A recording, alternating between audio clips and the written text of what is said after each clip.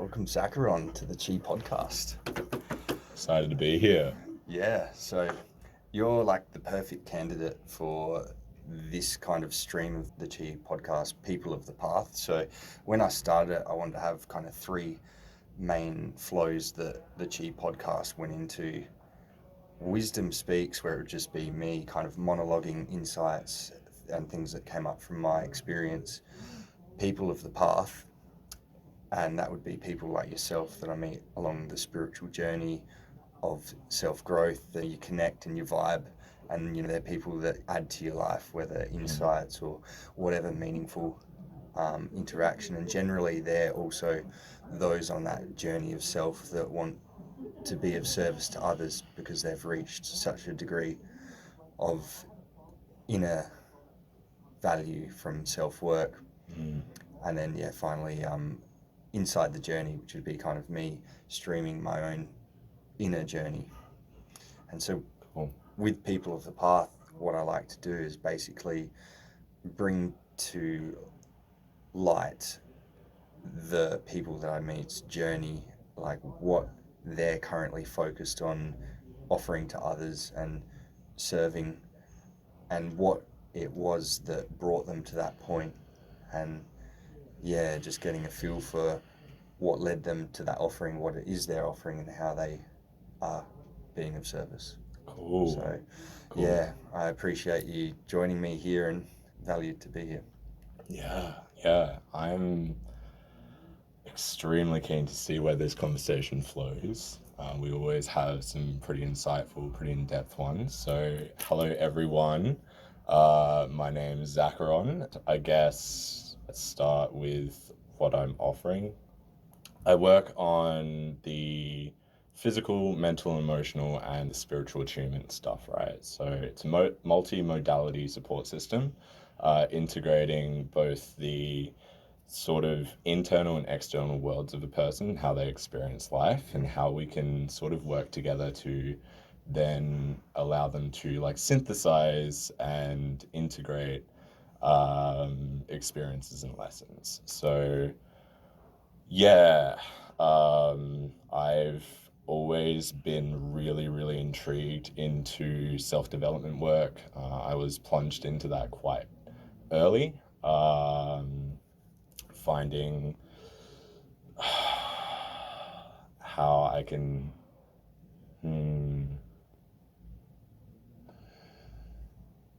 I want to preface this by saying that I wish to speak really authentically and very openly in this. And so with that in mind,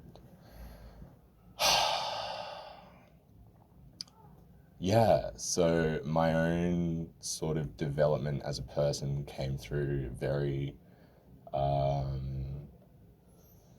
challenging means, like I had a very disconnected self in terms of feeling like I needed to almost show up in a certain way that was disaligned to my authenticity, right? And so a lot of my younger experiences, that sort of stand out, that have that challenging scope, was very like emotionally charged and negative. Obviously I had a really beautiful time as a child as well, and that sort of contrast, as we all do. But I guess like the challenges come, and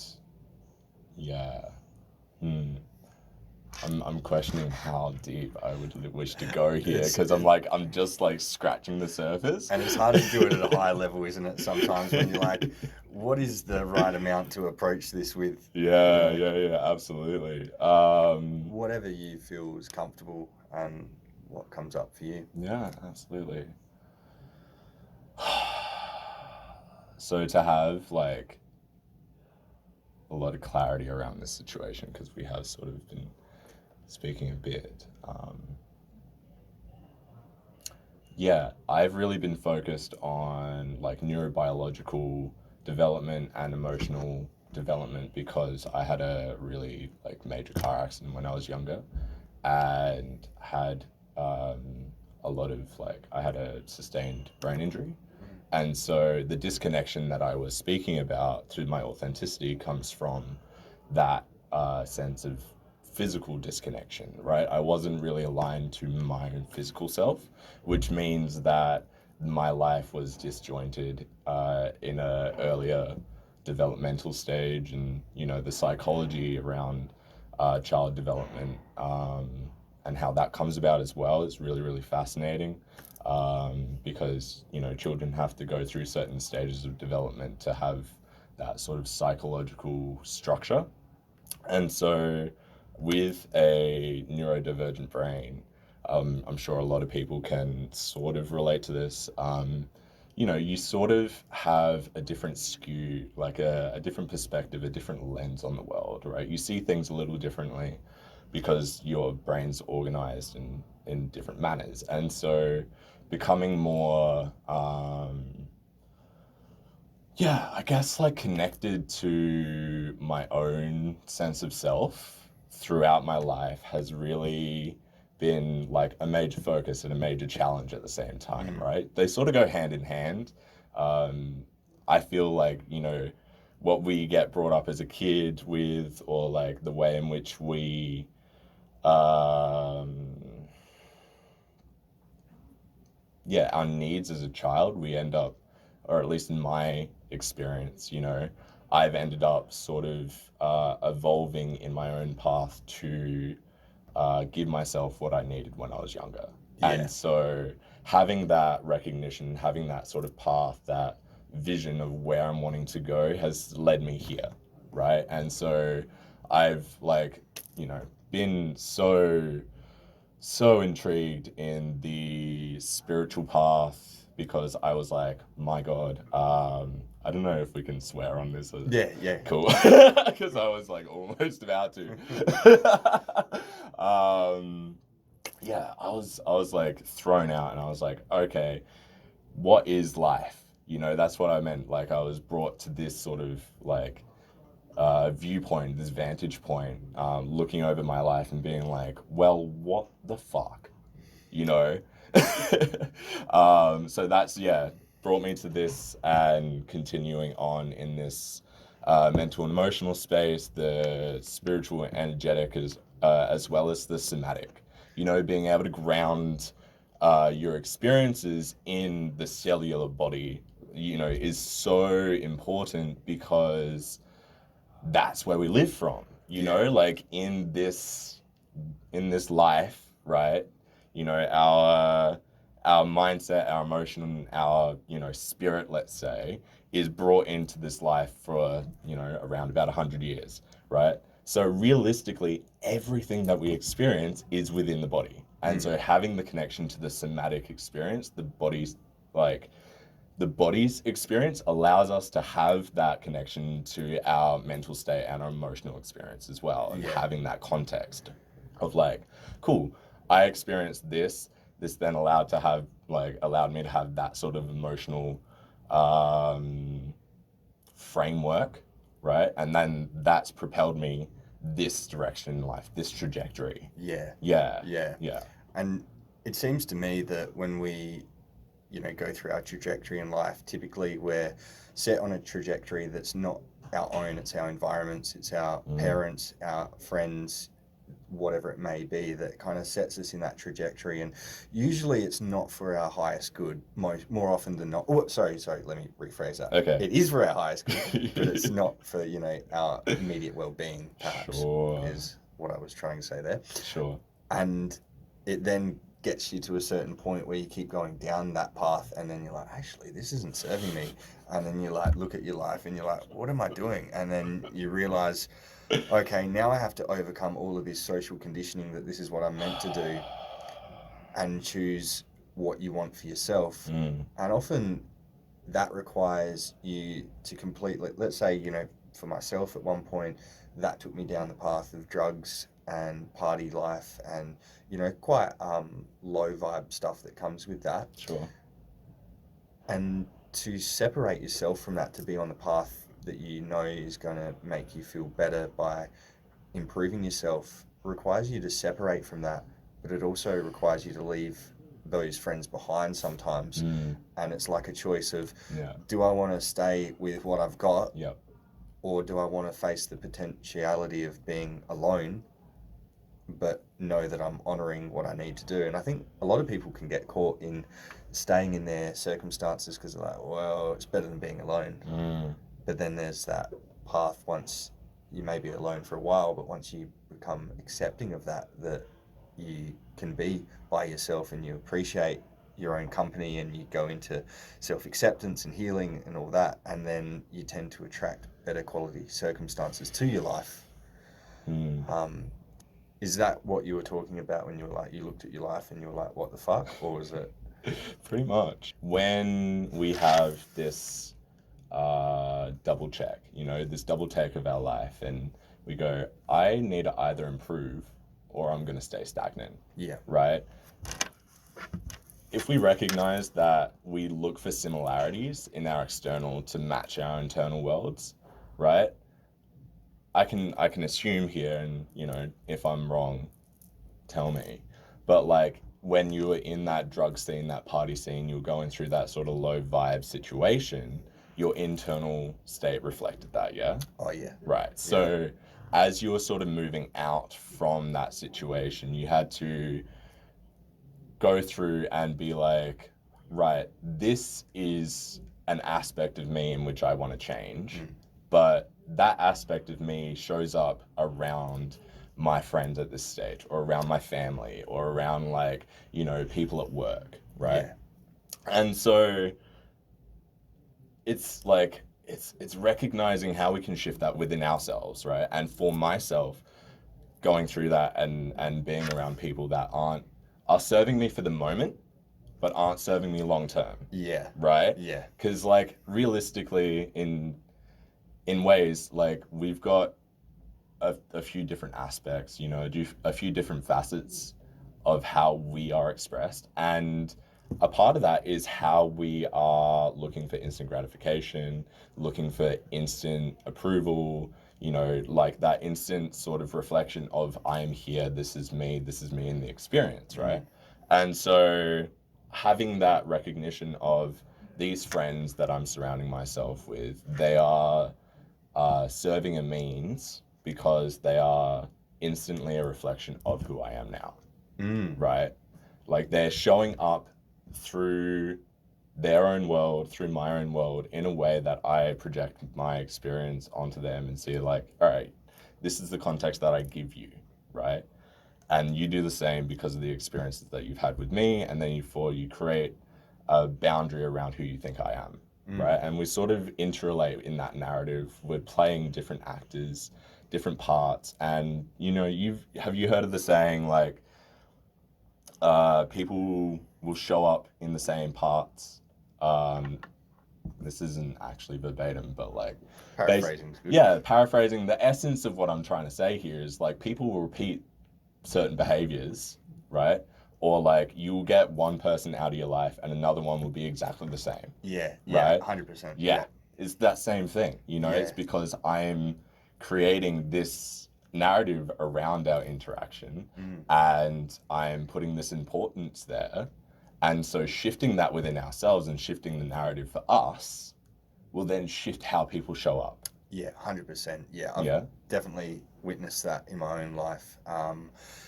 Let's say it's been lately more with other people, but when, say, like a girl, for example, may have a narrative that all guys cheat. Sure. And then she attracts a guy that cheats on her and it confirms that. Yep. She's like, I knew it. Yep. But then sometimes that same belief can actually start her nipping at the relationship that encourages that behavior. But I do feel like there's kind of like a quantum spiritual effect that when you have that energetically inside of you, it brings that experience to you to face, to heal it. Yeah, that's been an interesting thing. Have you kind of had, I'm sure you have, many similar experiences where, the saying, life happens for you? I was thinking about this the other day, and you've got probably 3 levels that relate to responsibility. Mm. Life happening to you, Mm-hmm. life happening for you, Mm-hmm. life happening because of you. Yeah.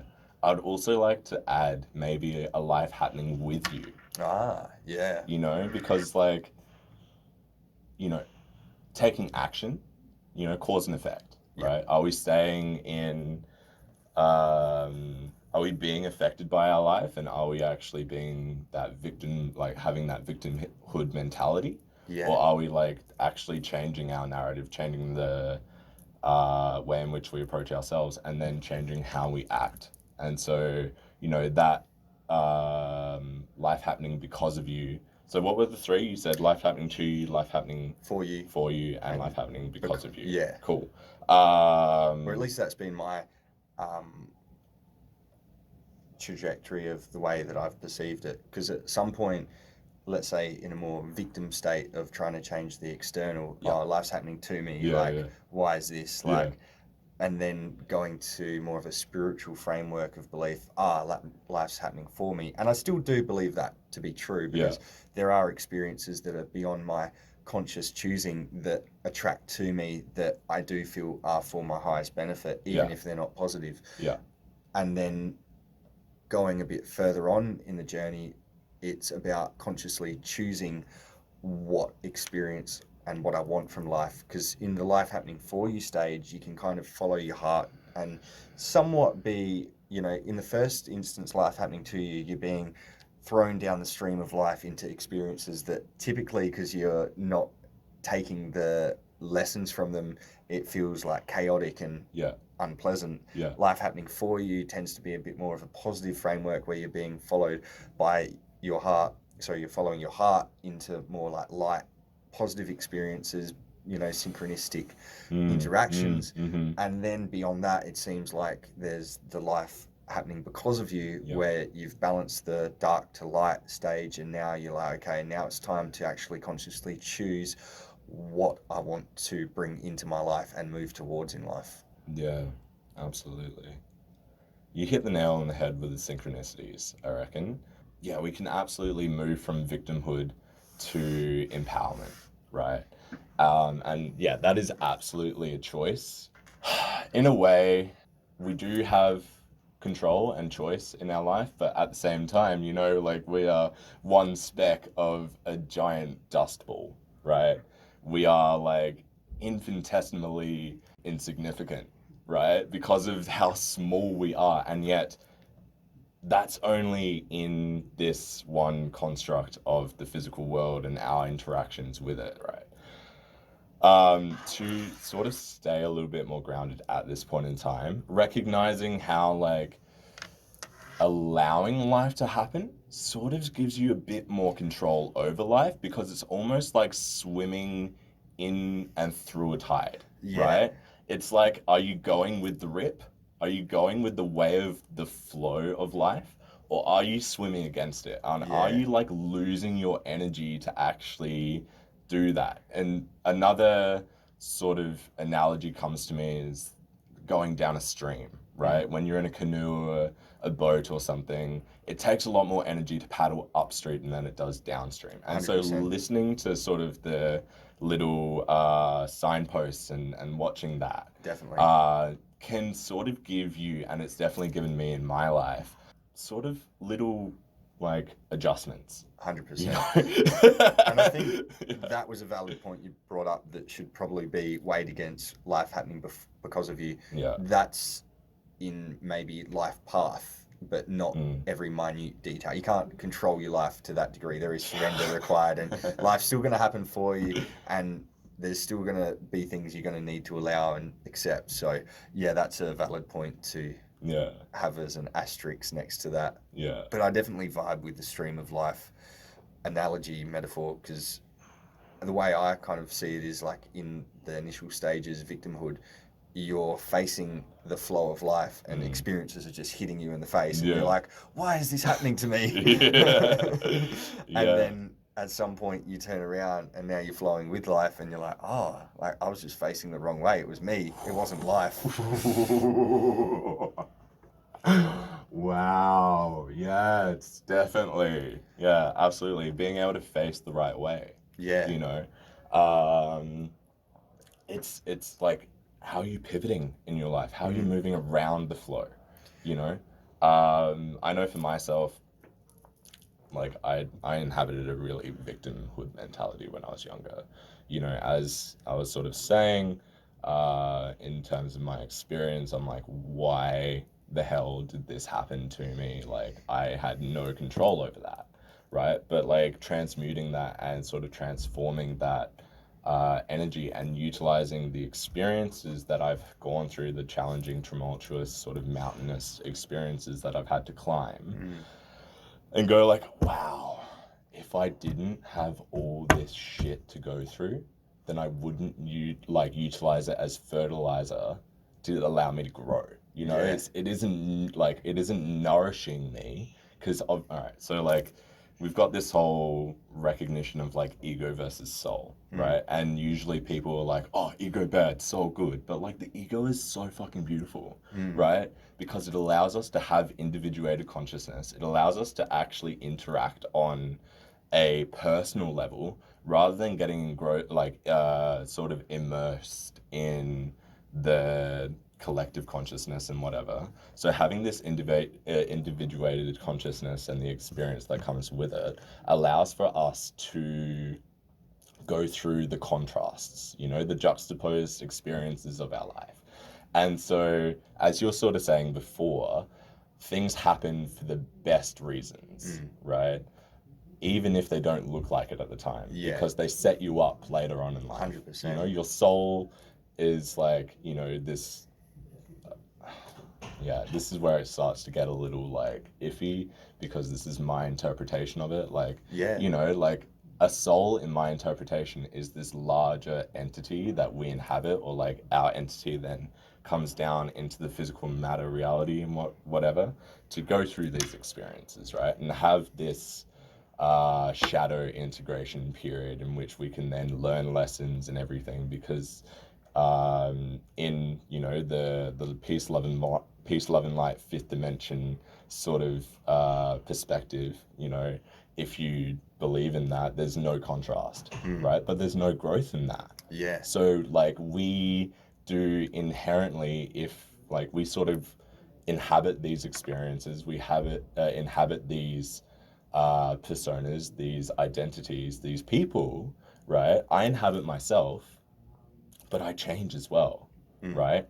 And so where I'm going with this is having the recognition that our ego is it's the mask in which we wear, right? But we choose the mask as well, you know.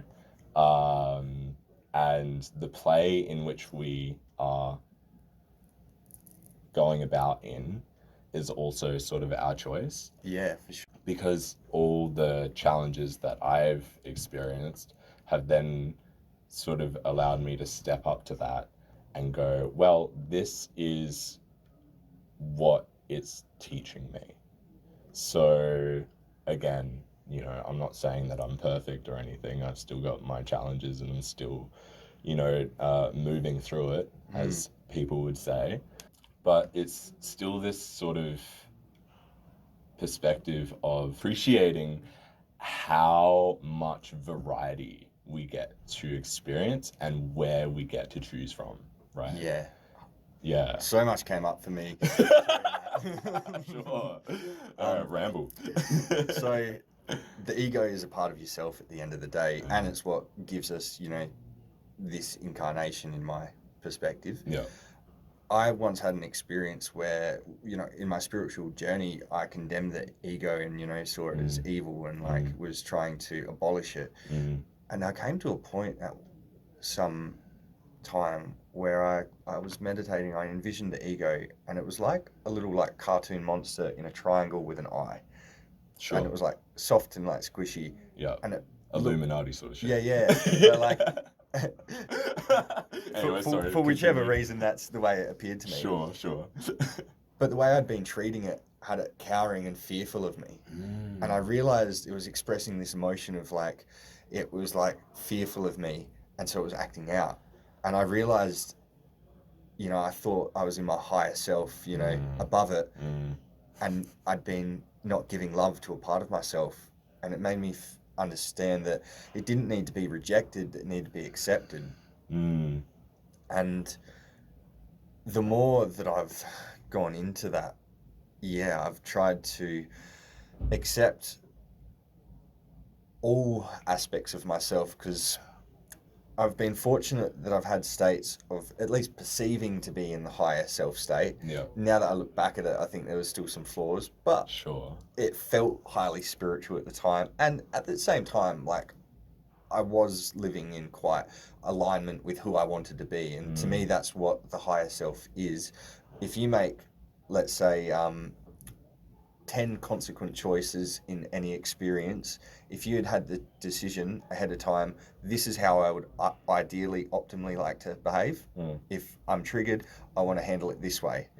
If someone, you know, yells at me, I'm going to not react, but I'm going to respect myself. Sure. If you have 10 of those experiences in a row, Yeah. and you choose to act as your higher self would, Yeah. you're going to feel like you're the higher self, Yeah. because you've had your perception of yourself is that. Yeah. And so I was fortunate that it was when I stopped drinking, coincidentally. Oh, who would have thought? And spent 8 months overseas, traveling Bali, Thailand, staying with Buddhist nuns, and kind of going that route.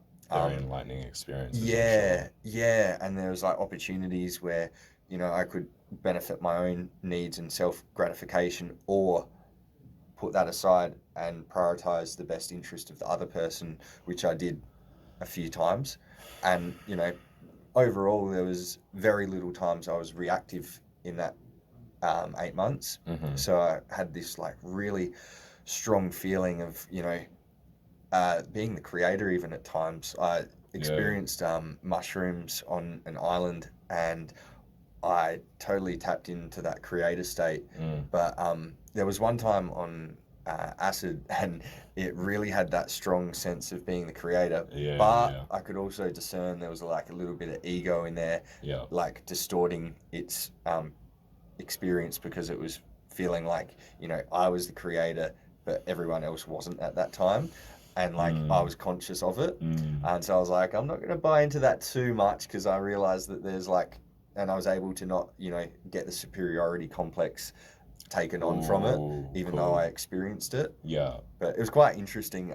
We're on an island, and so I'm having kind of this like experience of almost feeling apathetic, because the end of the experience was concluding. So the initial stage was expansive, you know, drum of life, shamanic heartbeat, like I was right in the pulse of life, feeling highly conscious. And that was quite a cool experience to, whoops. Yeah. The phone agrees. Yeah, the phone definitely agrees. I thought I put that on silent. That's right, man. And yeah, it was this like real shamanic heartbeat, pulse of life. And I felt like, yeah, I'm exactly where I'm meant to be in this moment. When you're completely aligned with where you're meant to be, that is the experience. And it was just like pure consciousness downloads. I was like on my phone just capturing truth. And then later on, maybe just towards the tail end of this experience, and it was starting to be a contractive feeling, and the experience was coming to an end. And I again had stepped into this creator state, but this time it was apathetic, and I was tired, and I was like, oh, I'm sick of creating worlds. Like, and then coincidentally, my friends were off to the side talking about Sim City, and they were like, oh, remember that game where you used to create worlds? And like, and I was like, huh, that's cute. You do it on a computer game, I do it with real life. And I knew that was a bit egoic, but it was funny nonetheless. Yeah, absolutely. It's like, you guys should really step up your game, honestly. You're doing it in the virtual world, I'm doing it in the real world. Yeah. That's really interesting, yeah. What was interesting is after that, so I've kind of felt like I've got to these deep states of self through meditation, stilling the mind, optimizing the body, you know, clearing all of the nervous system tension, and allowing myself to go to inner depths of being. Yeah. And after that, I came back to Australia, and there were points where my lower self started to emerge again. And it was interesting having had the higher self experience. I was like, oh, I love this version of myself, the version that does everything as I would choose to do, going towards who I want to be. But when the lower self emerges, that's through the consequence of if those experiences arise and you could choose who you want to be, and versus the reactive self, which is usually your past conditioning, the false self. When you're stressed, you're going to be more reactive. If you make consequent choices not towards who you want to be, you're going to feel like you're in the lower self, and you're like, oh, I don't like this version of myself because I'm not behaving how I'd like to. And that's an even deeper challenge to accept, because you're like, well, I like how I am in the higher self and I'm doing how I think or how I would like to be, but I can't accept myself like this. And then that brings another level of acceptance. Honestly, I recognize the whole shame and guilt within like not meeting your expectations of yourself. To put into clarity how I sort of see like the alignment with the higher self is when the inner self is reflected in the outer, right? So like you've had this whole thought process of I want to like express myself in this way, I want to act in this way, if I get challenged I want to rise above it and like really see things from this other perspective and approach it at a different level, right? So if you have this recognition of like that alignment of the inner self and the outer self, then that's how I see that sort of like higher self embodiment, right?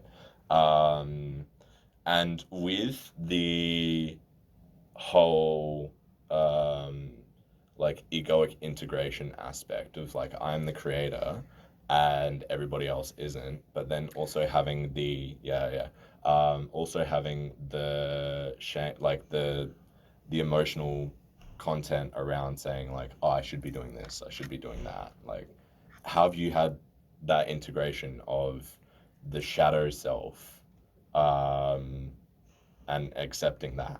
Yeah, for sure. And just to be clear, like I still believe that everything is the creator. Sure. Yeah. But I was conscious of it, and just no, I'm aware of that. Yeah. And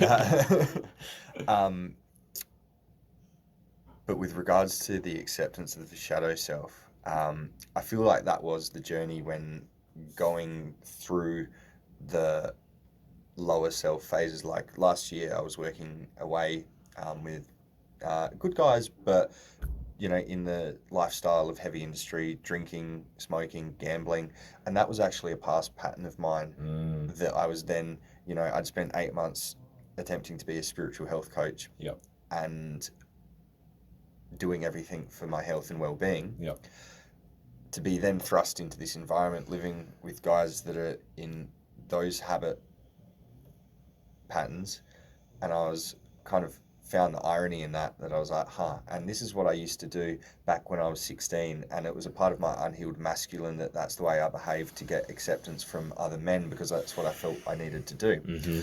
So I found it really interesting that I'd be put into an environment that would be facing that part of me, and you know what I did? I went in there and I acted a role in the way that I thought I should be accepted, and I joined in a small way, but still just on that spectrum. So I felt like one of the boys. I'll have a few drinks at the pub, I'll put some money in the pokies. I didn't smoke because that's beyond my values now. But I did join in that, and I kind of got to the point where I started to slip off the path, having drinks when I didn't even want to sometimes, like getting unconscious with it and like, whoa, how'd that happen? I had 3 and I only wanted to have like none or 1. And then it caught me and I went, oh, okay, this is an opportunity to now be in an environment that would be the most difficult to dissolve these patterns. Because in the past, what I did was I just stepped away from the environment and dissolve the pattern outside of it. But now I'm back in the environment and going, okay, you've now got the awareness of what that path leads to. Yeah. Can you have the, inner respect for what you really want?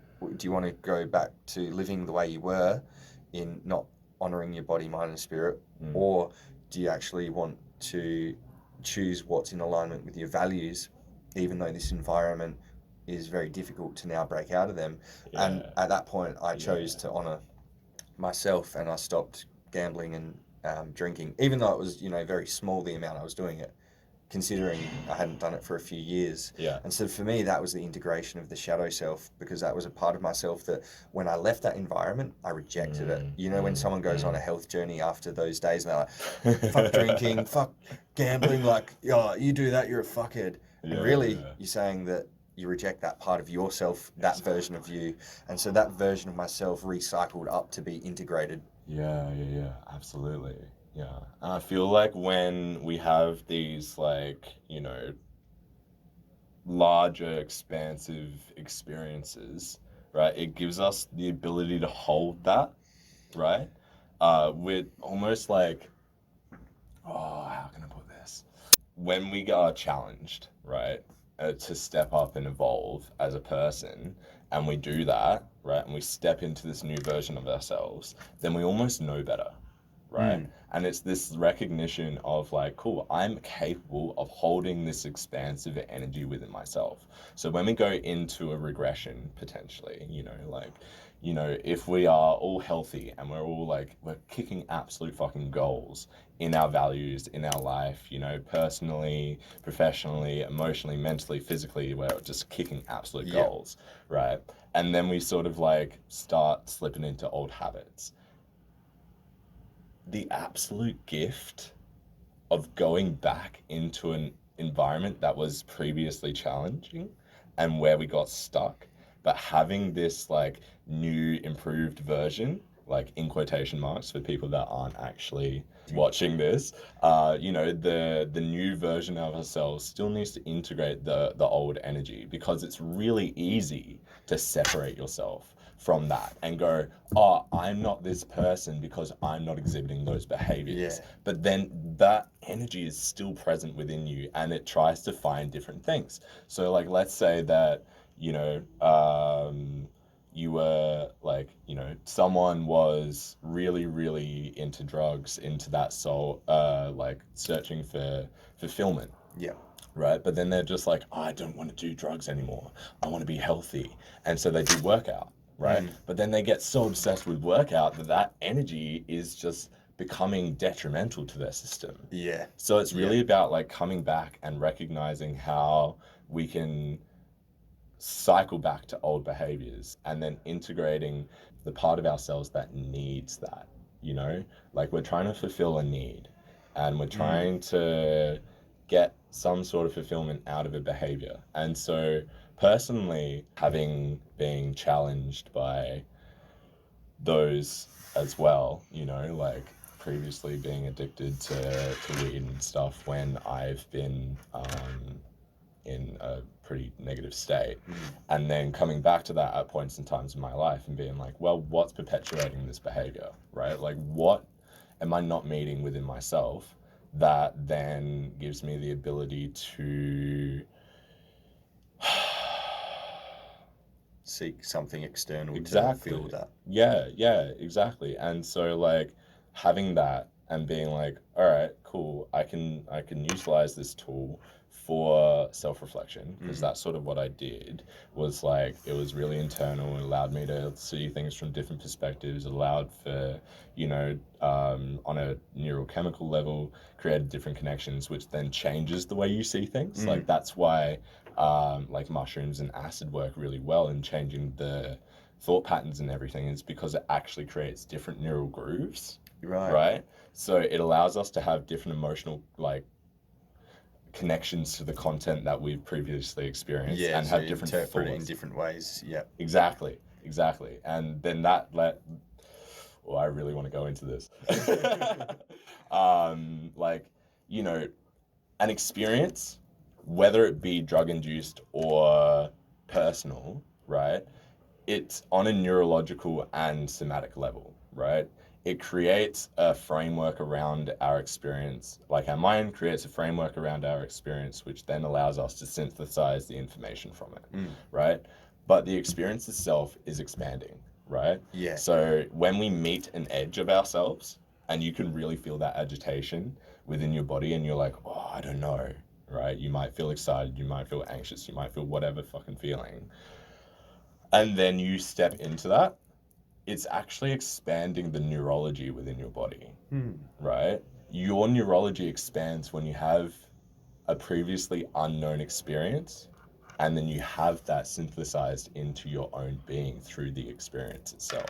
Right. So when you say a previously unknown experience, Yeah. like what would that look like? Yeah, so, okay, let's say that you go into a new environment, Yeah. right? Traveling is actually a really good experience of this. Like, it's because we are placed in an environment. I want to preface this. You know, our identity, or at least from my perspective, our identity comes from our internal representation of who we are, the external validation from the rebounds of what the external world is telling us, Yep. and the environment in which we are actually in, right? So when we're in a new environment, we have to calibrate ourselves to that new environment, right? So when you go traveling, you know, you have all these experiences. They're giving you like previously unknown, like, you know, you go to a different place, and that, for instance, I recently came back from Thailand a few months ago, right? And I was like really wanting to explore things and find meaning within the history of the land, you know? Yeah. Like, it's really fun to go out partying and like meet beautiful people and have awesome times, but then also like going and seeing new places and being exposed to different things, right? So I went and got exposed to different things. I went to, you know, old temples and whatever, which then allowed me to go, well, hey, this was absolutely beautiful, right? It gave me an appreciation for society's long lost and how much people actually went through. You know, I went on tours, got to learn about the history, really awesome stuff. And so having these new experiences in a different country, right? Being almost a different person, because I was like, cool, I want to try and explore this behavior. I want to try explore that behavior. I want to be more like this version of myself. So I'll try that out because no one knows me. You know, the context in which they see me is how I present myself in the moment. And so I'll try and do that with a fresh slate. Okay. Right? Yeah. Cool, I'm we're with you there. now. Yeah, awesome. So yeah, I was embodying a different person, right? Because I was acting in a different way. Yeah. That means the neurology was reflecting that, right?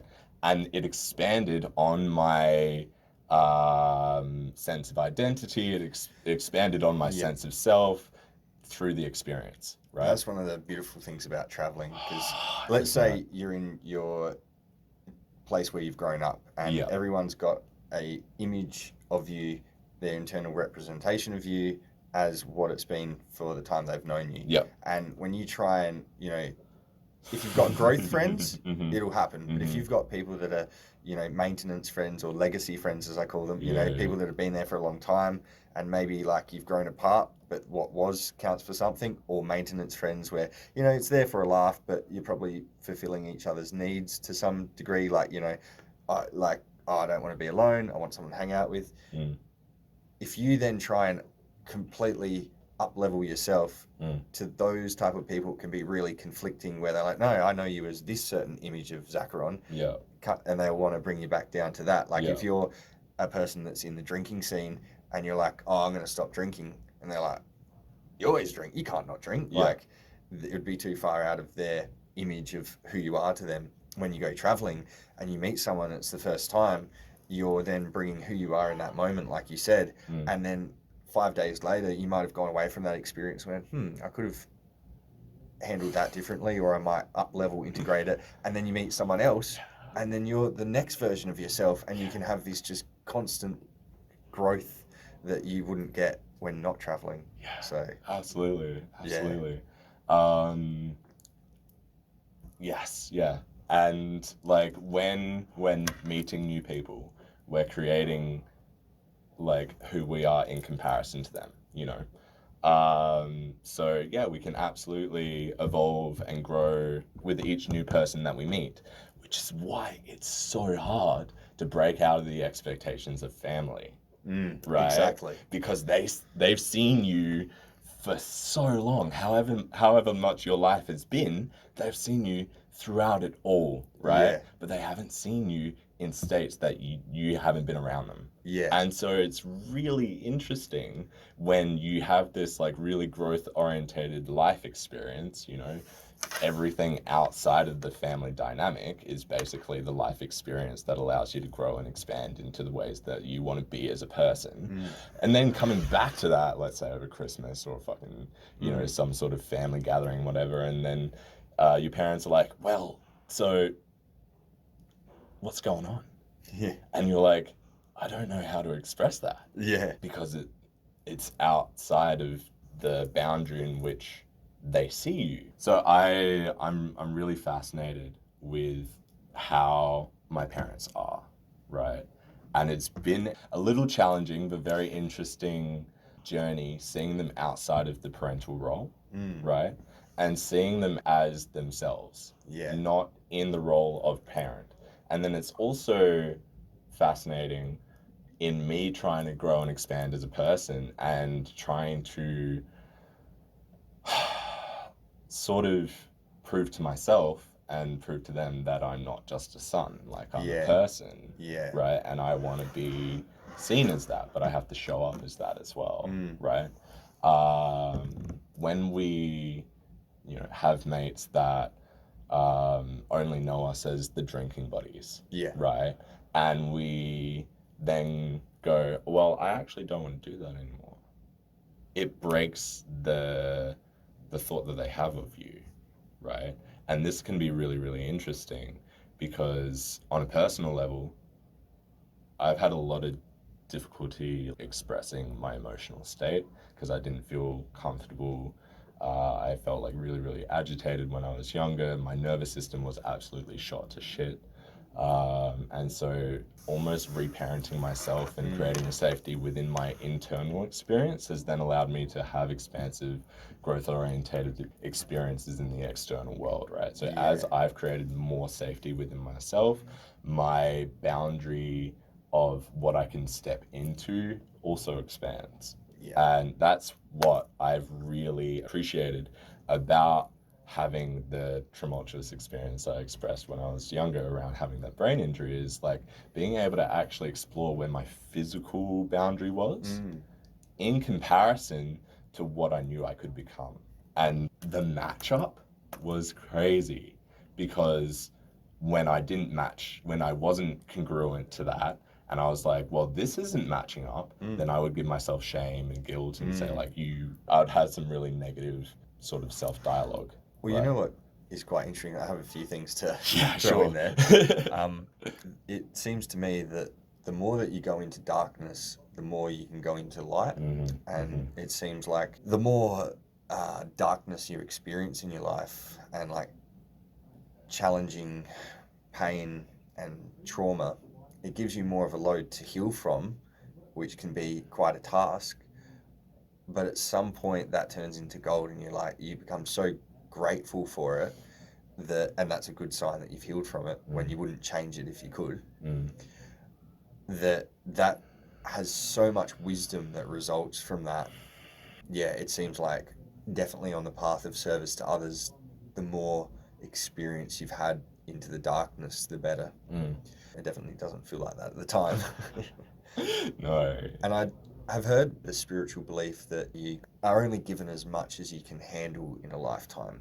And I do wonder, because I had a friend who had a memory of a realm before incarnation, a room like this, and blueprinting what incarnation would be like. And it made me wonder, perhaps there's a process of blueprinting plot points in life that would be fate or destiny. I'm going to meet Xacaron at this time and we're going to bounce off each other and there's not what's going to happen, but the interaction is set. There's maybe some things like a car crash, fated, but the way that you handle them is where the free will comes in. So you've always got a choice. Do you want to take this on as a victim thing and blame everything else, or do you want to see that perhaps down the road I put me on this path for a reason? And I guess that's my interpretation of fate versus free will, because I think that gets thrown around a bit, where people are like, you don't have free will, or like everything's destined, and I think the answer, like usual, is in the middle. The other thing that I was going to mention escapes me now. That's okay. Take a second. There you go. Yeah, that's gone. Fair enough. But one point I was going to make earlier on the psychedelics. Yeah. That it's interesting how much they're getting promoted now. Ayahuasca, everything to do with all the plant medicine. Yeah, and they're definitely valid and they have their use. But I do see a lot of people wanting to spiritually bypass the self-work to just jump in. Like, let's say a friend of mine, he's like, oh, we should just get some mushrooms and have night like where we meditate and do this. I'm like, why do we need them for that? Like, I'm like, he was actually asking me for something. I'm like, what's your intent? Like, I was like, because I want to introspect. I'm like, about what? He's like, I don't know. Basically, he was saying, I just wanted to take him and see what happens. I'm like, that's not a good reason. Has he had them before? He has, but Okay. you know what? He asked for like 7 grams. Oh, and mate. I'm like, no. Yeah. Not that I can get them, but Sure. Yeah. No, we'd never get them. But yeah, I do see a bit of a trend of because they're becoming more accepted, and at some point, I feel that, especially if you're in like what I call the false light matrix, where you go from darkness into positivity, and you reject negativity, and you're like, oh, I can't be around that toxic person. I can't be around anything that lowers my state. Yeah. And typically that's when you're most aligned with having a shared perception of reality based on mental belief, like spiritual concepts like, everything's love and chakras, reincarnation. Like, there's a lot of things that are validated from others. Let's say I'm like, and this is happening. Like, even some of the conversation we're having, if I then take that on as a belief, but not having experienced it myself, it's still a mental belief. Yeah. And I feel like if it's really important when you have psychedelics to have a framework and a decent grounding within like your true self to be able to handle the experience. Yeah. One, let's say LSD dissolves egoic structures. I've seen something in my early days that the guys that were more authentic versus the guys that were a bit more like the ones that liked coke and drinking and speed and driving like image-based cars and like dressing chains. Well, they didn't like acid because it dissolved their egoic structures, and that was a large amount of what their mind was constructed on, their reality. Yeah. So when that broke down, their mind was like, whoa, what do I cling on to? And it had no foundation to be stable in, versus people that have done a bit of self-work and are grounded in who they are, and it dissolves their egoic structures. It can be quite enlightening because it's taking away distortion. And so I've had a friend and they took mushrooms and they came to a realization, everything's in my head and everyone's in my head and nothing's real, so what does it matter? And because they hadn't perhaps got to the point of doing self-work where you've already had a bit of that realization themselves through delving into inner truth, it was this truth that hit them, but they weren't energetically able to accept it. And it kind of, I feel like when that happens to someone through a psychedelic experience, that can be when psychosis happens, because they don't have a framework and like already a degree of truth for it to resonate into. Yeah, absolutely. A few points on that. Firstly, the introduction of psychedelics and plant medicine into the Western world doesn't have a framework. We, as a society, have really only been exploring these psychoactive, ethnogenic substances since like the 70s, 60s, 70s. That's a really short amount of time in comparison to what other cultures have done, who've done them for generations and eons. Like realistically, in my belief system, there's been thousands and thousands of years, multiple different cultures and societies going back to potentially even like Atlantis and stuff like that. I don't care if like Atlanteans were fish people or if they were just like more evolved humanoids or whatever, but they had fucking awesome technology, and geology can sort of even show that that was like above ground. Anyways, I don't need to go into that. But there's been a lot of frameworks created around ethnogenic substances, which we don't have. Like Amazonian Peruvian with like ayahuasca, for instance. Ayahuasca, the grandmother, is a very potent medicine, right? But if you don't have the internal structure, if you don't have the ritualistic setting, it can have distorted intentions. And so, you with your friend and how they might not have had the internal calibration for what they got hit with, that might actually be the point in which they start to grow. Right? So sometimes these substances can help stimulate that. But they can also be a hindrance if you don't have It's the definitely going to ability make hold it a rockier road, isn't it? Yeah, absolutely. If you can't hold the substance, right? Because there's a communication with it, especially with all the plant substances. LSD is a little bit different because it's like slightly Or synthetic. manufactured. Slightly synthetic. Obviously, Comes from ergot, but it still Yeah. goes heavily processing, and it does seem to have, it is less smooth like mushrooms maybe. Sure. Yeah. So like tobacco, like ceremonial tobacco, Yeah. or ayahuasca or peyote, or like these plant medicines, even marijuana, for instance, it can be such a potent teacher. And there is a biological communication between these two substances as they're synthesized together. There's the synergy that happens because it, as a living thing, has its own consciousness, right?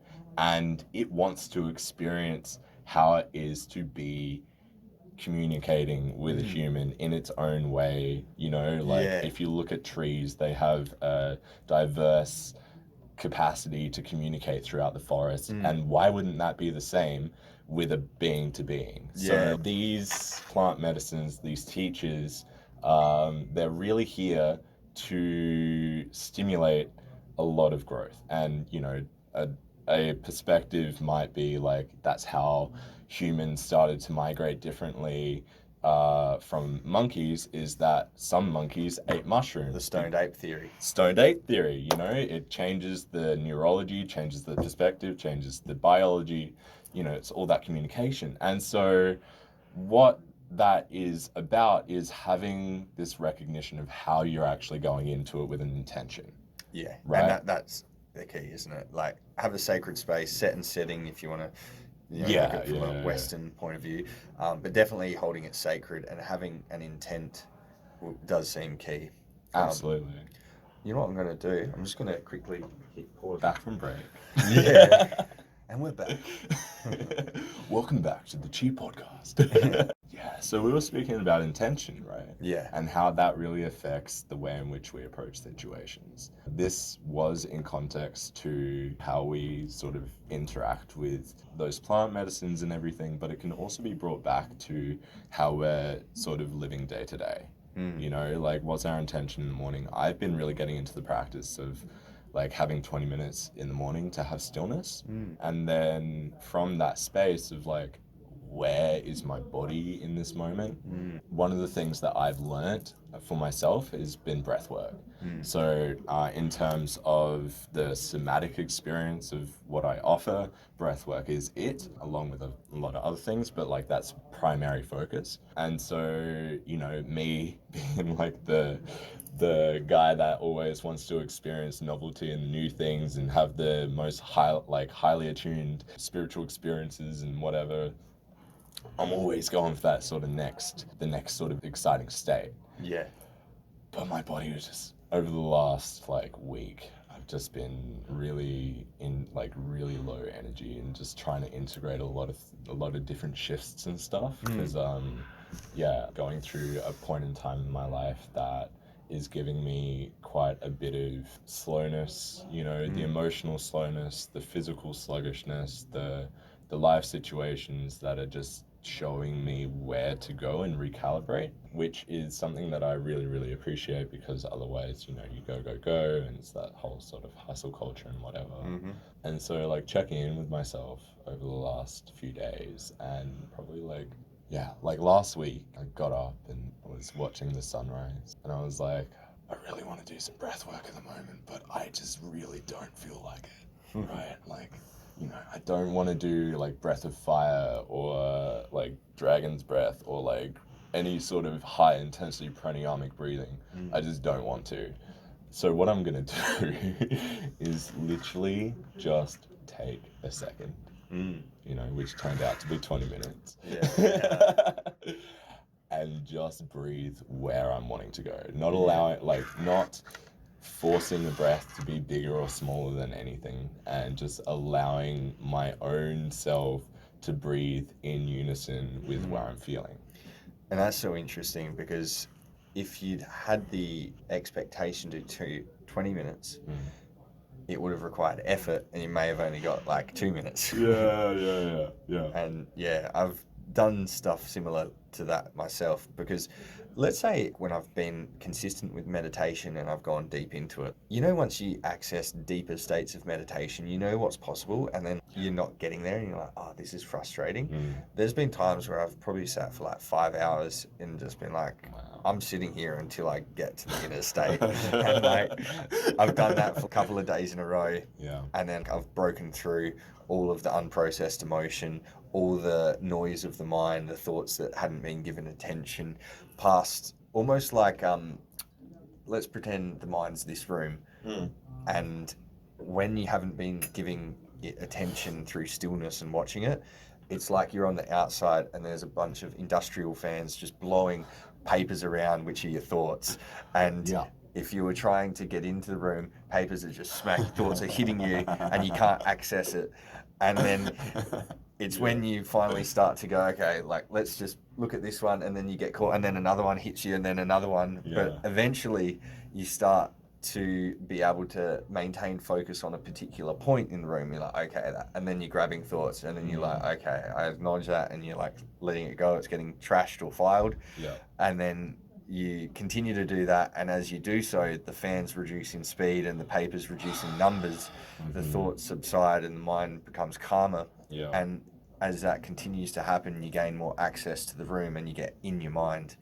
And it's when you get inside your mind that you can actually not be out of your mind. Yeah, absolutely, for sure. That clutter of the mind can be quite distracting.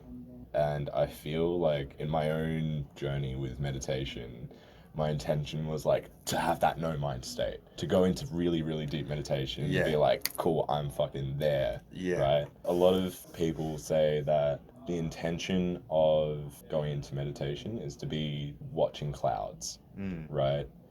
Is that whole passing of the thoughts and the emotions, right? But the clouds are still there. The papers are still going to hit you. But it's how you're approaching that. And, you were saying that when you actually read the piece of paper and be like, cool, this thought, I acknowledge you, I accept you, I integrate you, then the wind subsides and, the speed of your thoughts sort of slowly subside.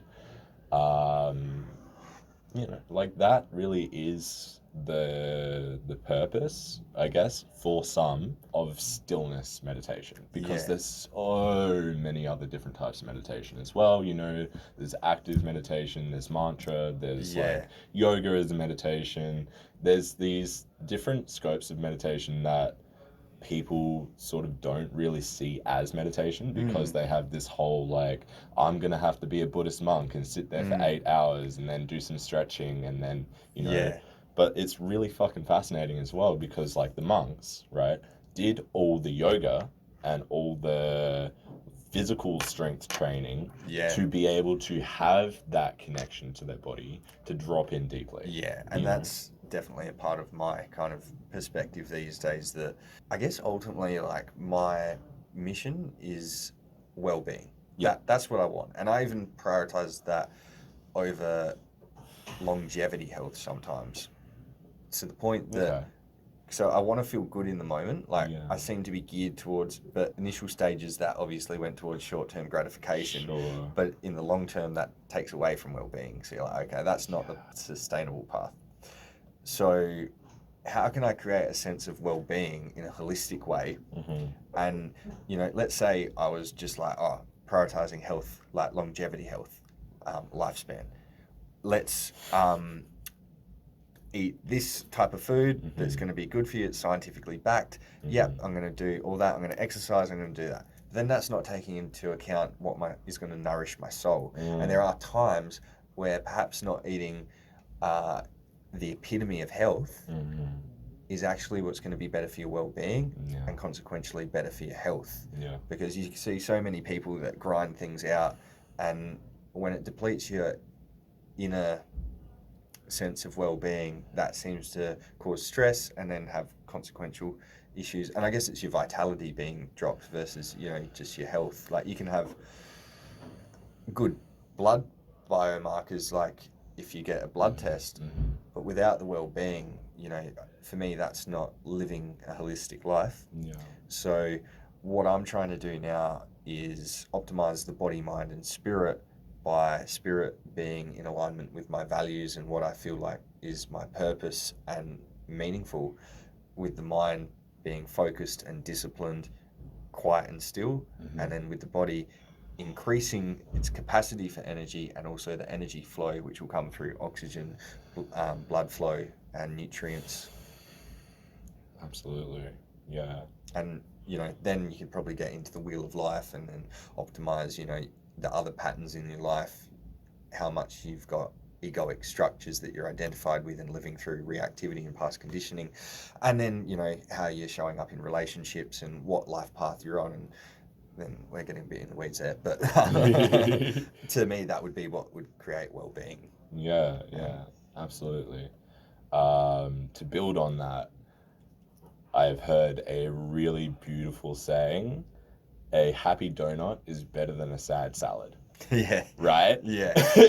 Because if it doesn't make you happy, then it's not worth it. Yes. Right? And obviously there's conditions to that, because like if you eat a whole bunch of donuts, then that's not going to be good and for you. that is the thing. A lot of people do take that and run with it a bit too far. Yeah. I found for me the perfect balance is, say, healthy home-cooked meals probably 90% of the time. Like if I do that for 2 weeks, and then either once a week or fortnight eat out, and still, you know, healthy, but maybe not on as healthy as I'd cook myself, that feels really soul nourishing for me. Anything more, I'm like, I didn't really need that, and it didn't feel like it added to me the experience. But to go back to meditation for a second, because I wanted to add, like, so that metaphor of the mind in the office, I also see that as, you could look at it as a, say, a campfire that's and thoughts are like, you know, when it crackles up and makes and you're amused by it. And I think that's an appropriate way to view thoughts sometimes, with amusement, but also like let them go, and then there's another one. And the more that you watch the fire, the more it becomes controlled and stops. And I guess you could think of the fuel being what information you've taken in over the, you know, past 24 hours. Let's say, for example, you've been binge watching on Netflix. That particular, let's say, drama series might start to spark up thoughts in your mind, you know, and you're playing over the narrative that was there. And so those logs from the information you've taken on is what's coming up through the fire, versus when you're, say, like for me at the moment, entrepreneurial things, looking at that, and then I'm getting creativity that's directed in business sense, that is a way to progress that. Yeah. So I think there's a real importance for the information you choose, because we're saturated with so much information in this day and age, which is a blessing and a curse. But it's quite interesting, as I've had that experience, what then starts to shape the thoughts in the mind. Yeah, lifestyle diet. Yeah, exactly. Yeah, it's like what we consume, who we're surrounding ourselves by stimulates different things within us, you know. What we That too. consume, social media, you know, it changes our mind. It changes because it stimulates thoughts. It stimulates emotions. Social media in general is supposed to be engrossing. It's supposed to take your energy. Yeah. You know, like it's basically a tiny black screen which is having an unending scrolling sense of stimulating information, right? So it's how we're choosing that as well. And then in the larger sense, how we're choosing what else we're sort of intaking. And I reckon meditation, for instance, is almost the digestive process. You know, Yes. we're eating everything, Yeah. and we're consuming all this information, all these overstimulating things, and then we take that stillness, right? And we're like, cool, let's just turn off the fans, or maybe turn them on, and allow for the papers to roll through. And you might write a book with all those papers. Yeah.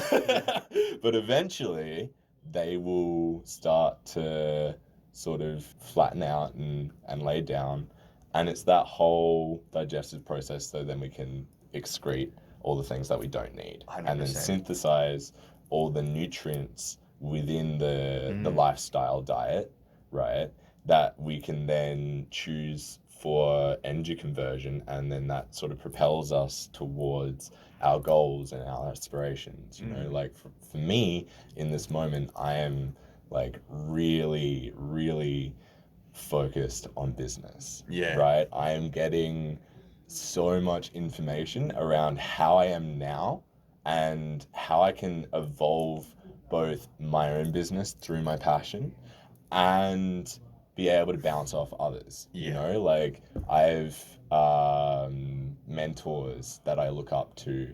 I have people who have been in business for years or decades that I'm surrounding myself by, because I want to actually model that behavior, that mentality, that emotional content that they are exhibiting. I want to say like, cool, I don't want to be exactly like you, but I want to take snippets, transform them and absorb them in my own ways, so then I can be the best version of myself in this area of life.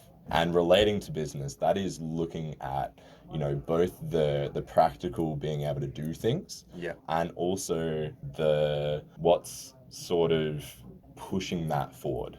So for me, that is learning modalities. If I'm not capable, how can I become capable?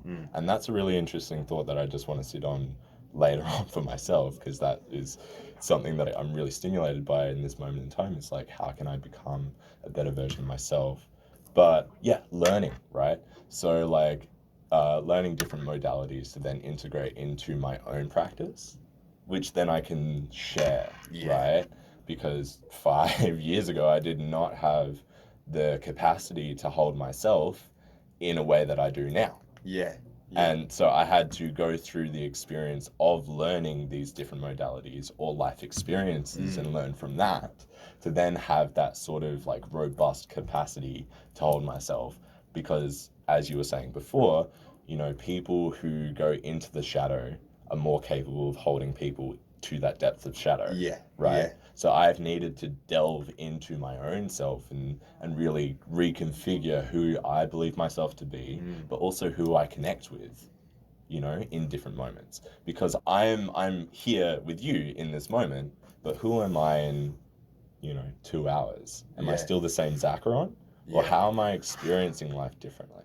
And so being able to be present with myself in like every reflective aspect of both an internal state of this is really what I'm wanting to express in this moment in time, and then it's how I'm expressing it and translating it from like the soul's language to English, right? And it's really, really cool as well, because like I've been learning Spanish as a secondary language, and then recognizing how I've been deconstructing language and trying to change the intentional meaning of language, you know, because when we look at like malnutrition, right?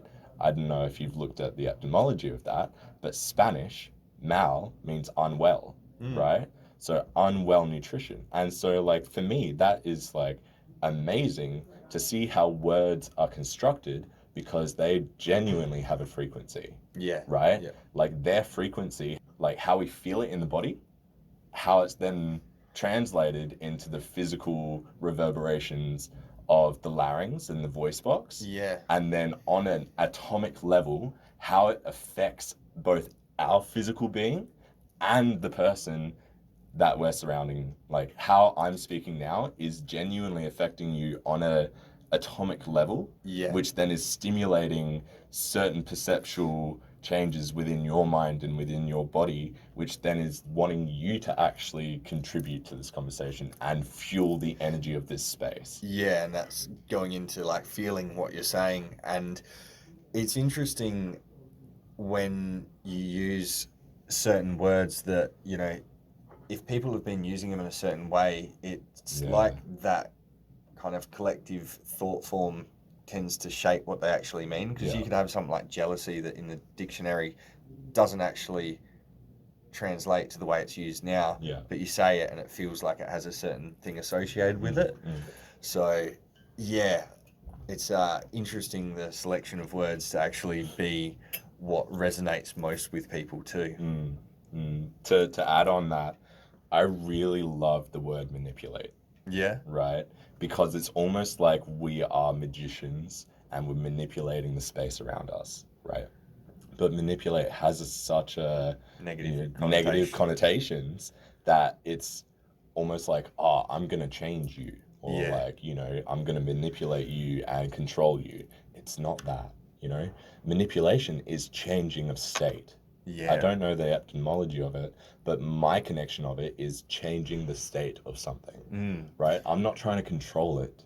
I'm merely manipulating it through my intention, right? And so like, also, this is really cool because what was a phone? Like I'm looking at a phone right now, guys, right? So what was a phone before you knew it was a phone? You know, what was it before you had the linguistic boxes, the linguistic like boundaries around what a phone was, you know? And what was a plant? What was a door? What was, you know, a wall? All these things we have different connections to, and based on where you were brought up, you'll have different sort of linguistic associations to it, which has the emotional connections and whatever, right? But it's really about how can I shift something from one state to another and manipulate my own internal representation of what a phone is, you know, or who you are. If I have a certain emotional narrative, or if I have a certain narrative going in my mind saying like, you know, Jez is this person, or Jeremy is that person, and I don't like this, or I don't like that. It's just the way in which we like we see it. Yeah. So if we can change how we see it, then we change what it is. You know, or change how it is for us, which means that we can approach it differently. Yeah, because you definitely see people that have really strong beliefs of how things are tend to be the ones that get triggered the most by the external too. And then when you can actually, I like to think of beliefs as like fixed pockets of focus in reality. Cool. So if you had like reality like here, and a belief is this is what reality is, but it's only focused on like 5% of the totality. Versus if you use a perspective over a belief, a perspective would be like, oh, it looks like this, but a perspective can also shift, oh, okay, there's this here as well. And so a perspective is not fixed, and that allows you to have greater open-mindedness, because that way you can be like, reality is like this, and I've got a perspective that's like, oh well, let's have a look. Okay, yeah, I see what you're saying, but to me it feels like this. A perspective is free to still go look at the way you're seeing things, but come back to what I feel, and it might be in the middle, or you know, with hopefully we're looking at the totality of reality and going like, this is what it is. But I guess the more beliefs that we have in the way of that is going to stop us seeing what is actually. Absolutely. And I reckon that because everyone has different belief systems and everyone's perspective is based on those belief systems. And so I reckon sharing our internal state. I'm so enthralled with the perspective of authenticity because I can share my perspective. I can share my internal state and be able to then get a deeper version of you. And so it's almost like when we share our perspectives, we can gain more perspective. Yeah. We can see more because different people see from different angles. Yeah, I think that's healthy to be able to do that because back when I was a bit more convicted in my beliefs of the way things were, that's when I'd be like trying to attack and defend with others. No, that's not, and if someone said something that was counter to the way I saw things, I was like, well, whatever, okay, you're not for me. Versus now, like, I want to round out my way of looking at things so I'm more, okay, yeah, this is the way I see things. How do you? Oh, you see it like that. Interesting. Like, and trying to have more of a shared openness so we can all kind of get onto the same page. Not that there's a right, we're always going to have our unique way of looking at things, but I do feel like the more that we share our internal perception and the way we see things, the more we're all going to balance out to probably closer to the way things are. Yeah, for sure. First thing that comes to mind is how we even sure what it is. Oh, for sure. I don't mean to say that, and maybe it's fluctuating and the way you see it was right at the time and the way I see it was right, not to use such language, but... Sure. Right and wrong. Yeah. Yeah. But let's say the way I was thinking of it is a bus goes by and you're like, oh, it's blue. And I'm like, it's red, but I'm colorblind. Sure. And the bus was actually blue. Yeah. But if enough people shared that, I guess that would still be true to me. Maybe a bad example. Yeah, I think that's what collective reality is when a bunch of people agree on the same thing. Yeah. Right? And this is where beliefs come from, especially religion. Because of the environment that you've been brought up in and the certain stimuli that you've created or you've been exposed to, which then creates the personality that we have and the thoughts and the emotions and whatever, right? You have a certain alignment to this belief system of the religious aspect, which can be congruent to how we recognize and connect to what is true for us, right? And then that may be in conflict with other people. But on another level, if we strip away the dogma, right? I really appreciate, and this is quite conflicting. It can be quite confronting. The Ten Commandments of the Judeo-Christian sort of Bible in relation to the Ten Commandments of the Satanic Bible, right? They genuinely have, if you strip away all the dogma, the same belief system. Yeah, right. Right?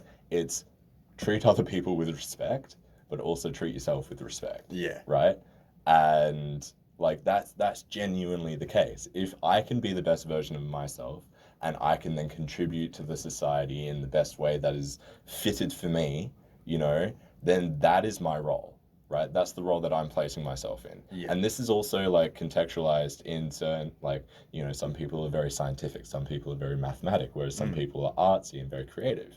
You need that dichotomy to have a functioning larger society because people take on different roles. Yeah. Because that's the internal alignment to where they are and what they're wanting to express, And this is a very generalized perspective, and so like cutting it down to how we are being able to share ourselves and accept the differences and being able to say, hey, I've got a deficit in this area, but your strength is in this area. So how about we just work together and then build on that? Yeah. That's the whole, I guess, point that I might have been able to try and get to. But yeah. And something that hinders that can be when we feel our way is the right way Mm. and therefore the others are the wrong way, whether that's someone's believes logic is the best and then they invalidate anyone that's emotional, for example. Yeah. Could be one way that manifests. Yeah, I mean, it's all truth. It's all subjective truth. Just going back to the business side of things, Yeah. do you have a vision for the future with it? Or is Yeah, you do? I do. I really do. So yeah, doing a multi-modality thing that's quite a broad, Summation of it. yeah, a broad summation. As I said, work on the mental and emotional through, I've learned hypnotherapy, I've learned like neuro-linguistic programming, I've gone into transactional analysis, I've done a lot of psychological development stuff for both for myself and educationally. I've, done a lot of Reiki energy healing situations. I have gone into certain physical massage and breath work and stuff for this Quite like, well-rounded. somatic aspects. Yeah, trying to be well-rounded, trying to Yeah. have that sort of holistic approach to things, right? For sure. So I guess my vision is to really create programs that allow for people to have safety within themselves, be able to explore the previously unexplored in a safe space, which allows them to have different perspectives on what they've experienced, which then gives them growth-orientated results. And not only like conceptually get that, but really be able to actually experience that and bring it into wisdom. So you have information. Information is the entire world. And the knowledge is what you've sort of connected, like the different connections that you sort of create for the interpretation of the information. Yep. And then wisdom comes from the experience because it is lived knowledge. 100%. Right? Yep. And so curating something from information, being able to like bring that into a framework that allows for you to cognitively work with it, and then bringing that through to more of a grounded situation in which you can actually take the steps to live it, right? That's what I'm here for. I'm here for genuine change, Beautiful. right? And for myself first and foremost. Yeah.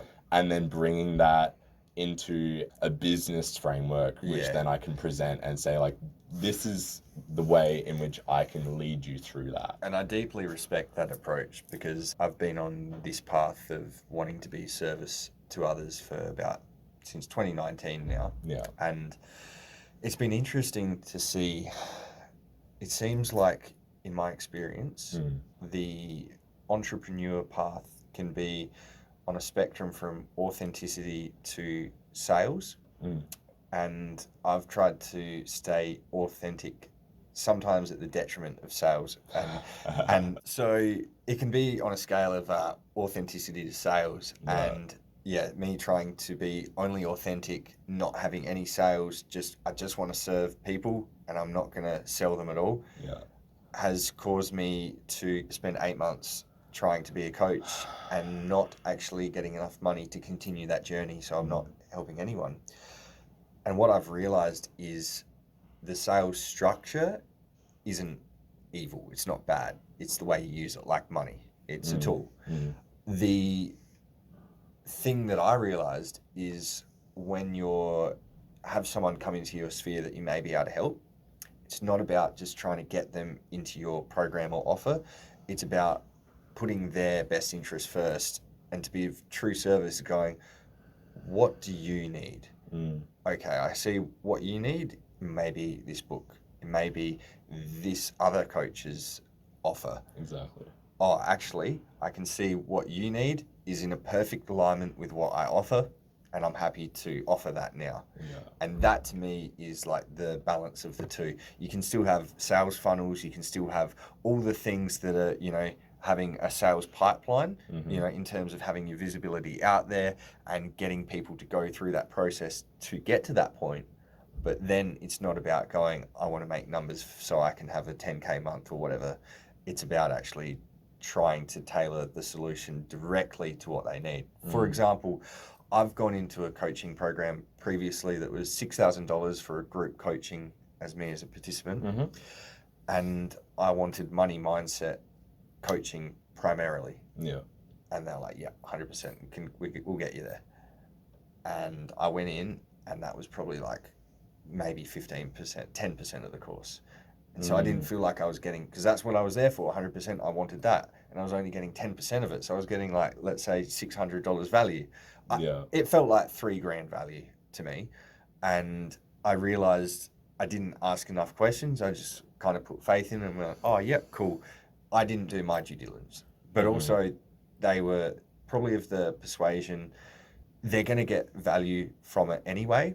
So if they're not going to do, it's better than do this than nothing, and they'll get 50% more benefit than they would have doing nothing.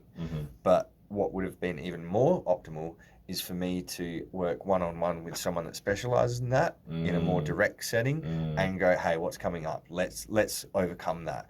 And that would have given me 100% value, and I would have got further along.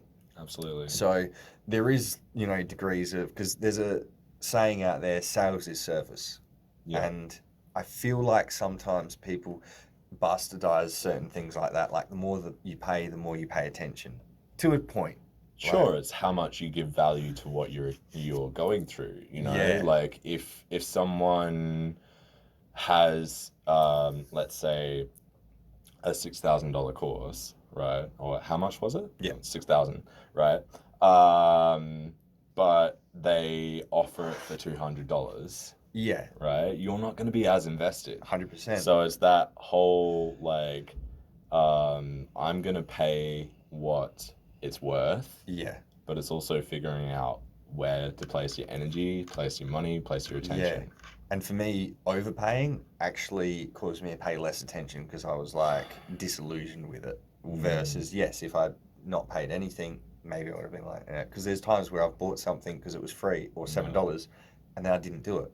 And I bought it because it was cheap, not because I wanted to do it. Yeah. So there is that to contend with too. Yeah, absolutely. I think like the availability of something can sort of change how you approach it. So if something's completely available, right, you're like, oh, cool, like I'll get to it another time, right? But if it's a once-off sale and like everything must go, that like intensity, that intensity, it makes you want to do it now, right? If something's offered only once in a lifetime, sense of scarcity. Yeah, exactly. So you it creates that pressure urgency, that pressure to be able to go somewhere and do something, whereas if it's offered like every second weekend, then you're like, cool, I'll do it next weekend. Yeah, that's right. Yeah, and you can delay it and never do it. Yeah. So yeah, I totally agree. So do you have any vision in terms of the way you want to package your offer yet, or is that still coming together? Yeah, so I have a few different offers that are being refined at the moment. So I have single sort of energetic and breathwork and that sort of thing. Yeah. And then larger mental, conscious, unconscious work in terms of like how you're working with your programming and stuff like that. I've got, programs in place that I'm going to be offering with that. And then this one is going to be amazing because it not only goes through the cognitive and unconscious connection to who you are, but it actually works through the energetics of that as well, going through a somatic experience of breath work and moving you out through that same manner. So like integrating the energetic and then finally concluding with the mental, emotional, cognitive, unconscious mindset, emotional set in how you're integrating, but also how you're moving forward. Yeah. I've been offering these for a while, but I pulled back because of my own life situations recently and everything that's going in my life. Business hasn't been the hugest focus. So as I'm stepping back into that, I've obviously grown and changed since the last time I've stepped into it. And so I'm wanting to refine and then present different things. And that's what I really respect, that you've done the self-work to be able to offer. And that's essentially what the people of the path kind of portion is all about for me. So I've actually started adding that to my website, where I've got little headshots and a bulletin board of kind of like people I almost approve of, if you will. I've got the Jezza stamp of approval. Yeah, guys. exactly. The Chi guarantee. Oh, that's a good one. The Chi guarantee, yeah, nice. In that case, you'd be able to find me Activate Holistic Healing. Yeah. Both on Facebook and on Instagram are my predominant places of communication and content sharing. Yeah. I do, workshops. In Adelaide, yes, workshops in Adelaide. Maybe eventually nationally, but in Adelaide I do workshops, and then I do one-on-one work as well. Yeah, cool. So whether or not it's more of the energetic, need to realign your chakra sort of stuff, or you want a mental and emotional processing, actually being connected to the content of that, I offer different programs in relation to tailored to what you want. Yes, the key. I've found the more that I go on, it's interesting because I'm connecting with a friend at the moment, and she has quite a holistic offering herself. And we were talking about the value in not just having something set that's not completely specific to the person, that working out what it is that the person needs to then tailor the approach specific to their situation. And I think that's a really great place to come from. So well done, brother. So much love for you, man. Thank you. Yeah, I really, really appreciate all of the conversations that we have. They're so enlightening and give me a new perspective. Well, how's this for full circle? Did we meet at Integration when Jess overheard a conversation with me? Yeah. And then you were like, "Oh yeah, I've been listening to your podcast." We must have connected at some point for you to be aware of me. I think it would have been Beach Breathing. Beach Breathing, absolutely, Beach Breathing. Yeah, I don't think you were really starting the podcast then. No. That was quite a few years ago or something. Well, that was the start of last year, or the end of 2021 is when I first went to Beach Breathing. Yeah. But I think I started the podcast about 2 months before that. Gotcha. Yeah. Yeah, I think we were just like connecting over life stories and everything. Yeah. And then you were pretty like fresh off the plate with the podcast. So I think you were just trying to figure that one out. Yeah. But really full story, like, full circle in terms of having that expressed, and then obviously me being here, which is an absolute pleasure. Yeah. To be able to share space and explore these different concepts and everything, and actually having like a space to do that online. Through the podcast is really amazing, and it's awesome to be able to see you go from the bare bones to an actual functioning podcast. We're getting there.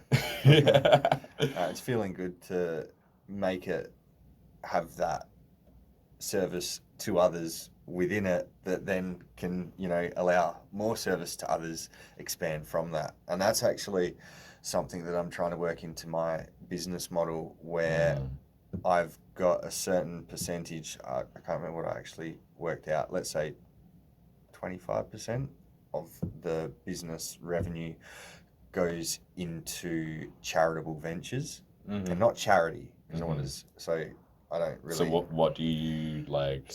So what's your definition of charitable? Yeah, so separate from charity, which can absorb a lot of the dollar to the actual person needing it. Yeah. I've broken it into a few different categories, and I can't remember off the top of my head, but basically, I think I devoted like 7.5% to creating a space that would be kind of a way to tackle the cost of living, where if you could create a communal centre that could be for people on the path that want access to co-working, gym, yoga, veggie garden, cooking, maybe create like module, like capsule living, Mm-hmm. and then you have like, you know, some studios, etc. So basically, instead of, you know, each of us trying to either live in a share house and then go out to these external things that cost a lot, or, you know, spending a lot yourself that eats into your ability, you know, you need to spend more money. If you could have like a central place that had all of these things for heart-based entrepreneurs, that would be a really great way to kind of bridge that gap.